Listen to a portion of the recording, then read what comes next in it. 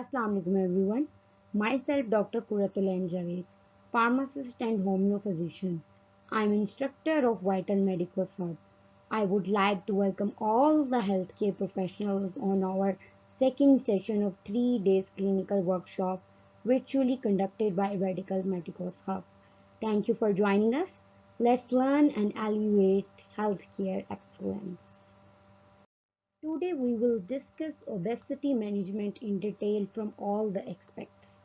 Obesity is a complex health issue affecting millions worldwide. As we know, it's a leading cause of preventable deaths, increasing the risk of chronic diseases like diabetes, cardiovascular diseases, and certain cancers. Effective obesity management is crucial, includes lifestyle modification, nutritional interventions, physical activity, exercises, behavior changes, and when required medical treatment and surgical interventions. Our goal is to provide a thorough understanding of obesity management. So let's begin. Bismillah ar-Rahman ar-Rahim. If I explain obesity in simplest words, obesity is defined as the accumulation of excess fat in the body. The term obese describes somebody who has excess fat deposit in their body. What is adipose tissue? Adipose tissues are consisting of fat cells. An abnormal growth of adipose tissues due to the enlargement of those fat cells is obesity. If the fat cells grows in size, that is hypertrophic obesity. And if these fat cells grow in number, then it's hyperplastic obesity, or it could be the both. If the BMI body mass index is greater than 30 kg per meter square, or in case of females, it could be greater than 28 kg meter per square, then we can call the patient is obese. Obese or the obesity is a chronic disease basically, or is different from the overweight. Obesity is due to energy imbalance. Simply, calorie consumption exceeds calorie expenditure. However, it is now well understood that genetics, metabolism, behavior, environment, culture, and socioeconomic status play an important role in obesity as well. An individual or a patient whose BMI is greater than 30 kg per meter square or greater than 13.7 with at least two comorbidities such as hypertension, diabetes, cardiovascular disease is required pharmacological therapy for obesity. Let's check some of the facts about obesity. The rates of obesity have tripled in the last 10 years in developing countries. The WHO estimates that more than 1.7 billion of the world population is overweight. As we previously discussed, that overweight is different from obese, and 310 million are obese. 10% of children are obese worldwide, according to the WHO resources, and that's the alarming situation. Now the question arises that how we can prevent this situation and how we can control obesity. Before moving on towards the management of obesity, we need to measure or calculate the obesity based upon any criteria. Obesity is classified based on the BMI, body mass index. This classification of adults according to the BMI, which you can see on your screen, criteria accepted internationally. The BMI is correlated with body mass index. However, BMI may overestimate the degree of obesity in persons who are muscular. Also, it will underestimate uh, in individuals with a low lean mass. So basically, let's check this out, how we can measure obesity based upon BMI in adults. And for the underweight persons, it would be 18.5, and the normal value would be 18 to 18-24, between this range.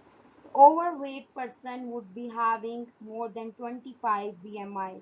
Pre-obese range is 25 to 29, and then the obese class 1, which would be greater than 30. So the greater than 30 is the first stage of obesity, and the third stage of obesity is greater than 40.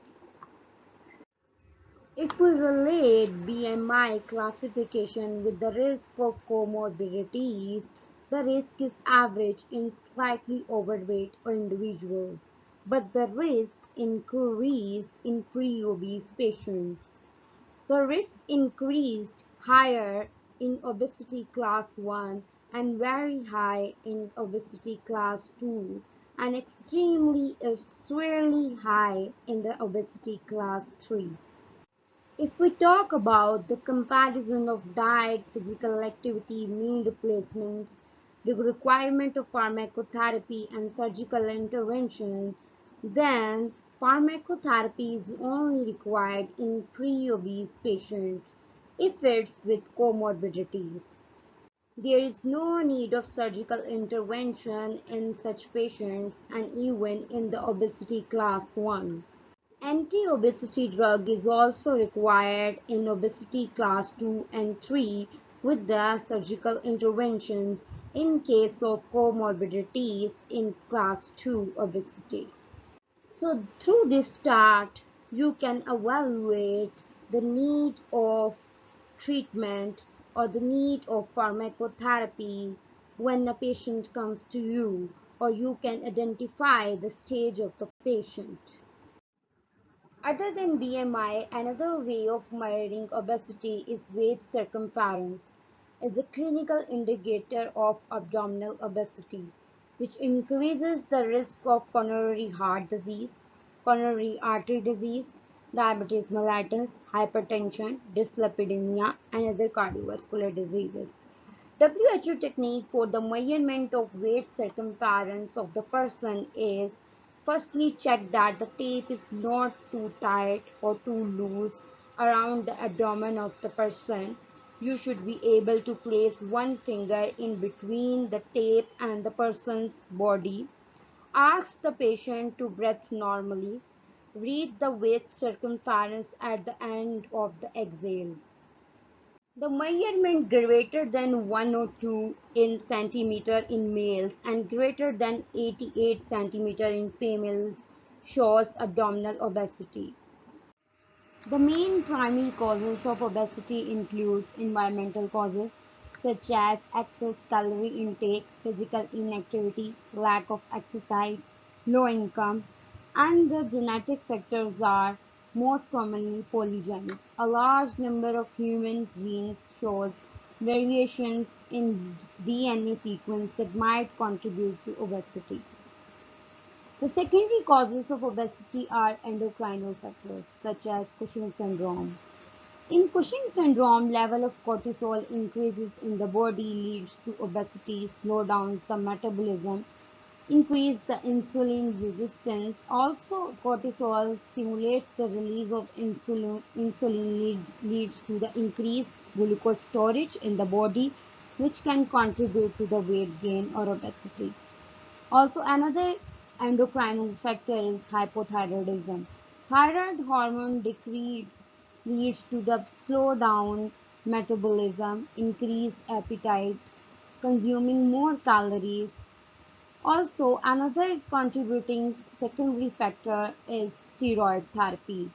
Steroid therapy, specifically corticosteroid, can contribute to the obesity due to their effects on the body and body metabolism, appetite, and fat distribution. Increased appetite, fat stored at the abdominal area, specifically water retention in the body, leads to the weight gain. Another contributing factor, majorly contributing factor in females is PCOS, polycystic ovary syndrome, and depression. If we talk about obesity management, then here comes clinical assessment of an overweight or obese patient. How would you take the history of such patient? Let's check this out. A weight history from the birth onwards, current eating habits, what's the activity of the patient, ask patient to create a chart or food diary, triggers of appetite, and ask patient if he had previous treatment or management strategies that as having a success rate, and also ask patient if he was taking any drug. Take patient's drug history, either patient was taking any antidepressants, antipsychotics, anti-epileptics, steroids. Family history of obese patient is very important, may be having genetic syndrome, the weight of other family members, children, to have an idea about shared dietary habits and lifestyle. So you can have an idea of their eating habits. Psychological aspects is also very important. Sometimes patient eats too much due to depression. Assessment of patient's motivation level for the change, and what are the expectation of the patients about the weight loss, and the presence of obesity related complications such as cardiovascular disease, diabetes, as we discussed previously, hypertension, psychological issues, etc. Assess coexistent cardiovascular risk factors such as smoking, family history of diabetes. So all these should be included in the clinical assessment of an overweight or obese patient. So that is all about the history. After taking the brief history of patient, we will examine patient physically. So the correct measurements of weight, height, BMI, body mass index, and waist circumference is very important. We already talked about how would you calculate BMI and waist circumference. So other than that, feature of insulin resistance. One of the sign of insulin resistance is skin tags. Other than that, the feature of any underlying disease and associated conditions such as bradycardia in hypothyroidism patient, purple scratch marks in Cushing syndrome patients, hirsutism in females experiencing PCOS, polycystic ovarian disease. Hirsutism basically excessive hair growth in women, particularly in areas associated with male hair pattern. And then two other most important things are basic investigations and specific investigations. Basic investigations are those like calculating blood sugar random, lipid profile, and LFTs, liver function test, should be done to identify common metabolic complications. And for the specific investigations to detect the secondary causes for obesity should be done in clinical suspected situations. We already talked about it like PCOS patient or PCOD patient. We will go for the hormonal test, complete profile or complete range of hormonal tests. After performing the clinical assessment of the patient and taking the history of the patient and then physically examining the patient, set weight loss target and start primary interventions. If the patient is obese or patient is overweight, set a target, weight loss target, and start primary interventions. For example, dietary modification, advise physical activity and exercise, adopt pharmacological treatment if BMI is more than 30, or in case BMI is 20 more than 25 or greater than 25, in those patients which are having the comorbidities risk or any other disease risk like cardiovascular disease. So adopt pharmacological treatment in the patient, obese patient having BMI more than 30. Reassess the patient diet and therapy if target doesn't meet, and the target should be at least up to 5% weight loss. If the target is achieved, then continue the therapy and diet. If it doesn't and weight loss is less than 5%, then after the previous intervention, then stop current therapy and consider any other treatment or therapy. So the conclusion is that the minimum weight reduction should be 5% for continuing the current prescribed treatment. So this flowchart describes how would you tackle the patient of obesity or overweight. After discussing the stepwise approach of dealing an obese or overweight patient, let's talk about the treatment and management options.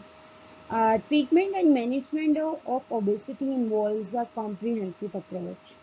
And as we already said, that includes lifestyle modification, we know that, and alternative therapies such as herbal teas and meta detox, a tablet available in the market, and pharmacological intervention and then lastly the surgical intervention for obese patient of stage 2 and stage 3.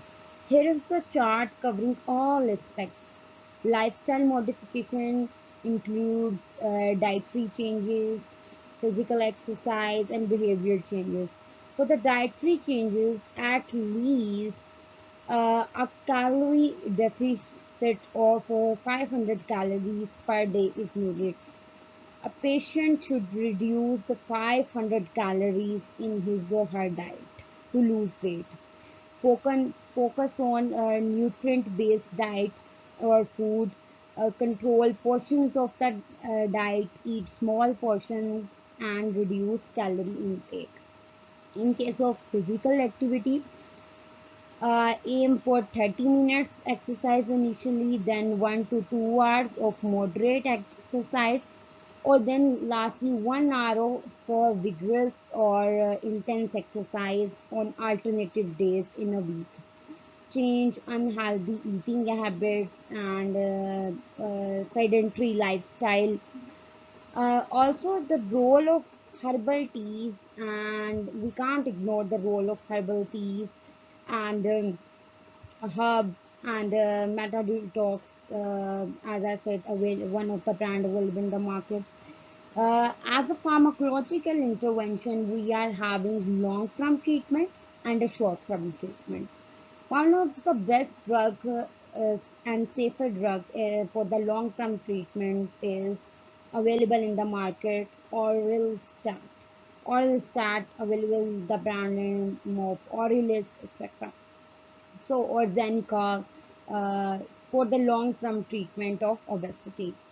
This drug reduces fat absorption and a lipase inhibitor. So basically, this is the lipase inhibitor. And then other drug is in such category for the long-term treatment is phenetramine, phenetramine and topiramate. Topiramate and the combination of phenetramine is Qsimia. Qsimia is the brand for the phentermine and topiramate. So this combination suppress the appetite. And then lastly, we are having surgical approaches for the stage 2 and stage 3 obese patients, such as one of the common surgeries laparoscopy, sleeve gastrectomy, in which the surgeon removes the large portion of the stomach, and another laparoscopic surgery is adjustable gastric banding. So the available medications in the market are Xenical and Qsimia. Xenical is most commonly recommended drug, oral stat in 120 mg. This is a lipase inhibitor approved for as an anti-obesity drug. for the treatment of obesity and most commonly used and available on the market and safer than others, but it's also having a side effects of malnutrition. Fusimia is the combination of phentermine and topiramate. It's an anorexic drug work by decreasing the appetite. If we wind up our session and comes to the conclusion, then the most important points are anti-obesity drugs should be always combined with lifestyle modifications, dietary changes, behavioral changes, and the physical activity. One should also change his routine and sedentary lifestyle. Other than that, in our market, Orlistat and metformin is recommended. Metformin is off-label drug for the treatment of obesity, specifically in the patient of diabetes mellitus, which is the comorbidity. And Orlistat is not FDA approved in the children less than 12 years age.